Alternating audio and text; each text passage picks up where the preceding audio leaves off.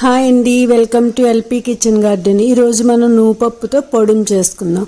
ఇందులో కాల్షియం ఉంటుంది, దీనివల్ల మనకి ఎముకలు గట్టి పడతాయి.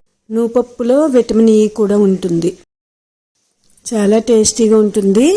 నెక్స్ట్ ఇది తినడం వల్ల మన స్కిన్ కూడా బాగుంటుంది.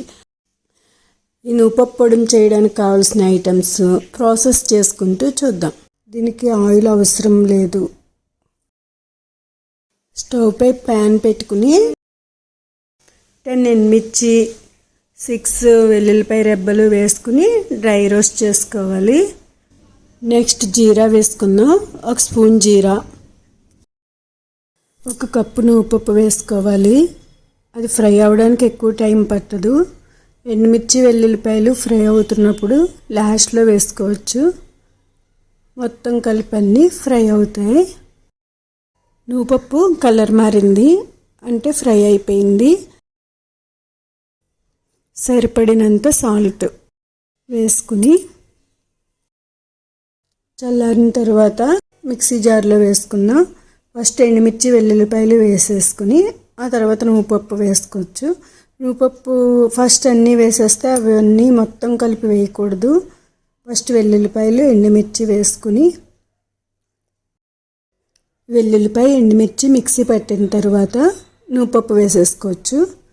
నువ్వుపప్పు వేసాక ఒకేసారి మిక్సీ పట్టకూడదు, ఆగి ఆగి ఫలసిచ్చుకుంటే పౌడర్ ఫామ్లో వస్తుంది. అంతే అండి, బాటిల్లోకి తీసేసుకుందాం. మనం ఇది రైస్లో కలుపుకోవచ్చు, ఆనపకాయ గోరుచిక్కుడుకాయ అలాంటి కర్రీస్లో వేసుకున్నా బాగుంటుంది. ఎంతో టేస్టీ అయిన నువ్వుపప్పు పౌడర్ రెడీ. మీరు కూడా చేసి చూడండి ఫ్రెండ్స్, ఎలా ఉందో చెప్పండి. ఈరోజు నేను ఆనపకాయ కర్రీ చేస్తున్నాను, అందులో ఈ పౌడర్ వేసుకుంటాను. ఆనపకాయ చిన్న చిన్న ముక్కలుగా కోసి ఉడికించి పక్కన పెట్టుకుని చల్లారిన తర్వాత వాటర్ లేకుండా చూసుకోవాలి. తాలింపు పెట్టుకుని ఈ ముక్కలు వేసేసి పౌడర్ జమ్మడం అంతే. చాలా చాలా టేస్టీ ఉంటుంది. ఇదే ప్రాసెస్లో గోరుచిక్కుడు చేసుకోవచ్చు, బాగుంటుంది. ఓకే అండి, బాయ్. మీరు కూడా చేసి చూసి ఎలా ఉందో చెప్పండి ఫ్రెండ్స్. లైక్ చేయడం మర్చిపోకండి. ఓకే.